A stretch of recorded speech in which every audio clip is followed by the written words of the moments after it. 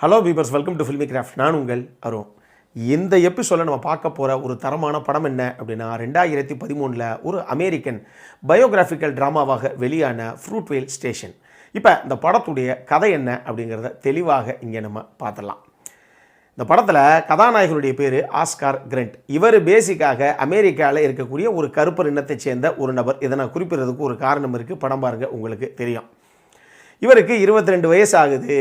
இவருக்கு சோஃபினா அப்படின்னு சொல்லி ஒரு கேர்ள் ஃப்ரெண்டும் இருக்காங்க. இவங்க 2 பேர்த்துக்கும் ஒரு சின்ன பொன் குழந்தையும் இருக்குது. பார்த்துக்கோங்க, 2 பேர்த்துக்கு கல்யாணம் ஆகலை, ஆனால் பொன் குழந்தையும் இருக்குது. காரணம் என்ன? அதுதான் அமெரிக்கா.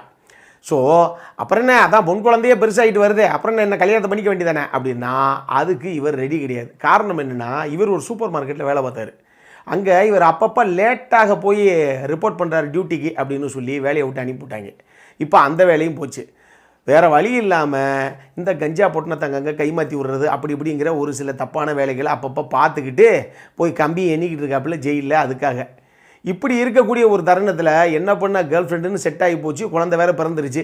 அதனால் நம்ம முதல்ல ஒரு ஸ்டெடியான ஒரு ஜாபு அப்படி இப்படின்னு செட்டில் ஆகணும், அதுக்கப்புறம் தான் நம்ம கல்யாணம் பண்ணணும் அப்படிங்கிற ஒரு லட்சியத்தோடு திருறாப்புல இவர். பத்தாவதுக்கு இவருடைய அம்மாவுடைய பர்த்டே வேறு வருது. ஸோ அதை கொஞ்சம் கிராண்டாக சந்தோஷமாக செலிப்ரேட் பண்ணணும். இது பத்தாவதுக்கு விடிஞ்சா ஜனவரி 1, 2009 நியூ இயர்.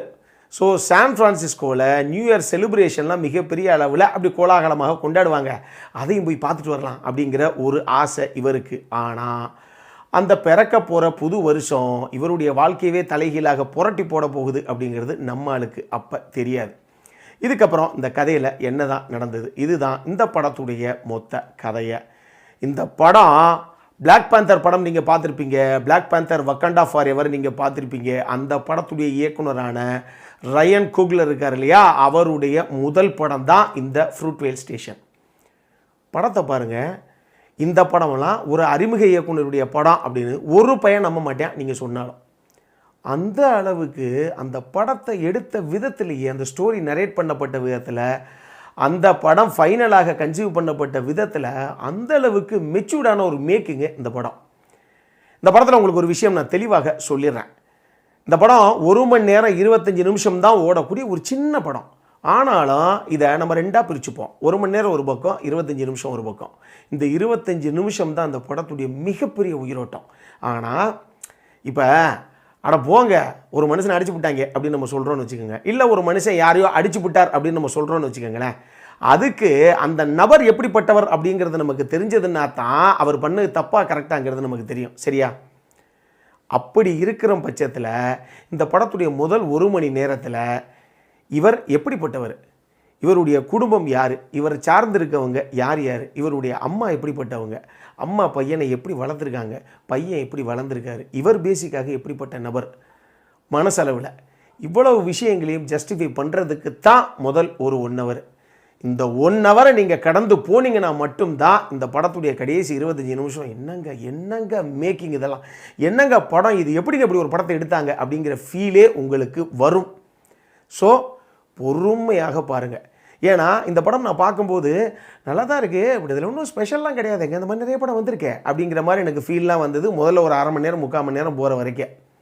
ஆனால் நீங்கள் மொத்த படமும் பார்த்து முடிங்க. சின்ன படம் 1 மணி நேரம் 25 நிமிஷம் படம் பார்த்து முடிங்க. பார்த்து முடித்ததுக்கப்புறம் ஒரு 1 மணி நேரம் சைலண்ட் ஆகிடுவீங்க.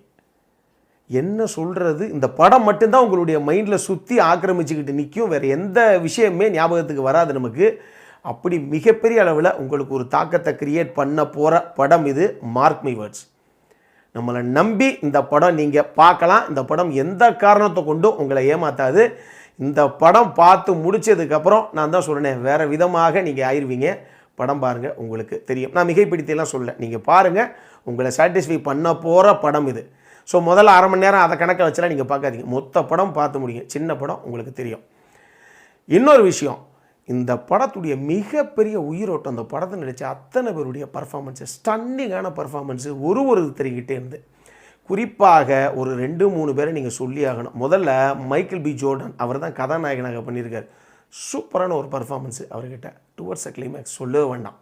அதே மாதிரி அக்டாவியா ஸ்பென்சர், அவங்க தான் வேண்டா அப்படின்னு சொல்லி கதாநாயகனுடைய அம்மாவாக அந்த கதாபாத்திரத்தை பண்ணியிருப்பாங்க. என்னங்க ஆர்டிஸ்ட், என்னங்க நடிக்கிறாங்க நம்ம ஊரில்ங்கிற அளவுக்கு ஒரு கோவம் வருது. அந்த அந்த ஆர்டிஸ்ட்டு அவங்க பண்ண அந்த கிளைமேக்ஸ் பர்ஃபார்மன்ஸை பாருங்கள், நமக்கு பதறி போகும், கண்ணெல்லாம் குளமாயிடும். அப்படி ஒரு பர்ஃபார்மன்ஸு நீங்கள் பாருங்கள், உங்களுக்கு தெரியும். அதே மாதிரி மெலோனி டிஎஸ் அவங்க தான் வந்து அந்த கேர்ள் ஃப்ரெண்டாக சோஃபினாங்கிற அந்த கேரக்டர் பண்ணியிருக்காங்க. அவங்களும் கிளைமேக்ஸில் சூப்பரான ஒரு பர்ஃபார்மன்ஸே கொடுத்துருப்பாங்க அப்படின்னு நம்ம சொல்லலாம். படத்தில் எல்லா கதாபாத்திரங்களும் நின்று பேசும். அந்த அளவுக்கு எழுதப்பட்ட ஒரு கதை மட்டும் இல்லை, கதாபாத்திரங்களும் சரி, அட்டகாசமான காஸ்டிங்கு, அதை பர்ஃபார்மன்ஸில் தெரிக்க விட்ட ஆர்டிஸ்ட்டு, இதுதான் இந்த படத்துடைய மிகப்பெரிய மேஜிக்கு. நேற்று தான் நம்ம இந்த மலையாள படத்தை போட்டோம், சவுதி வெள்ளக்கா. அந்த படம் என்ன ஒரு இம்பேக்டை உங்களுக்கு கொடுத்துச்சோ அதை விட டபுள் இம்பேக்டை இந்த படம் கொடுக்கும். Trust me and watch. அப்படி ஒரு படம் இது. டெக்னிக்கல் சைட்லேயும் இந்த படத்துக்கு என்னென்ன தேவையான விஷயங்களை கொடுத்து ஜஸ்டிஃபை பண்ண முடியுமோ ஒரு நல்ல படமாக அந்த அளவுக்கு கொண்டு வந்திருக்காங்க இந்த படத்தை. இதெல்லாம் தாண்டி ரயன் குக்லர், நான் சொன்னேன் முதல் படம் அப்படின்னு, அவரெல்லாம் இந்த படத்தை பார்த்துட்டு தான் MCU வரைக்கும் அடுத்த வரிசைக்கு படங்களாக கொடுத்துட்டாங்க அப்படின்னு நான் நினைக்கிறேன். ஏன்னா இப்படி ஒரு படத்தை ரெடி பண்ண தெரிஞ்ச ஒரு கிரியேட்டரால் எந்த படத்தையும் பண்ண முடியும் அப்படிங்கிற நம்பிக்கை உங்களுக்கு இருந்திருக்கலாம். படம் பாருங்கள், அப்படி ஒரு படம் இது. உங்கள் மனசுக்குள்ளே போய் கண்களில் குளமாக வெளியே வரப்போட ஒரு படம் இது.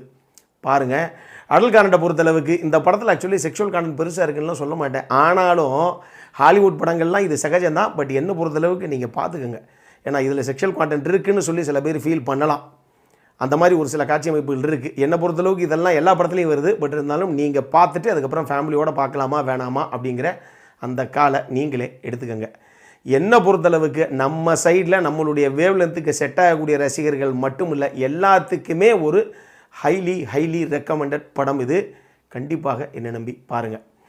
இந்த படம் அவ்வளவு விருதுகளை உலகளாவிய அளவில் அள்ளி குவிச்சிருக்கு.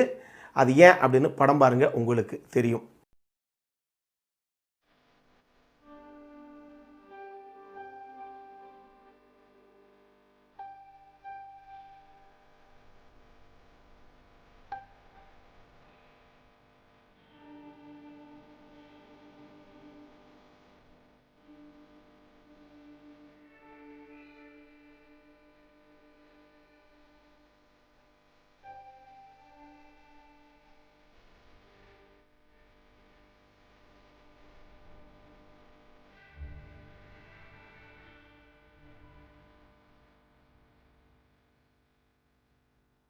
இந்த வீடியோ பிடிச்சிருந்தது அப்படின்னா லைக் பண்ணுங்கள், உங்கள் ஃபேமிலி அண்ட் ஃப்ரெண்ட்ஸ் எல்லாருக்கும் ஷேர் பண்ணுங்கள். உங்களுடைய கருத்துக்கள் எதுவாக இருந்தாலும் கீழே இருக்கக்கூடிய கமெண்ட் செக்ஷனில் பதிவிடுங்க. வீடியோவை க்ளோஸ் பண்ணுறதுக்கு முன்னாடி மறக்காமல் நம்ம சேனலுக்கு சப்ஸ்கிரைபும் பண்ணுங்கள். அப்போ பக்கத்தில் இருக்கக்கூடிய நோட்டிஃபிகேஷன் பெல் ஐக்கானையும் கிளிக் பண்ணிவிடுங்க. அப்போ தான் எங்களுடைய வீடியோஸ் எல்லாம் உங்களை ஆன் டைம் வந்து சேரும். இதே மாதிரி இன்னொரு வீடியோவோட அடுத்த முறை உங்களை சந்திக்கிற வரைக்கும் இட்ஸ் அருண் சைனிங் ஆஃப்.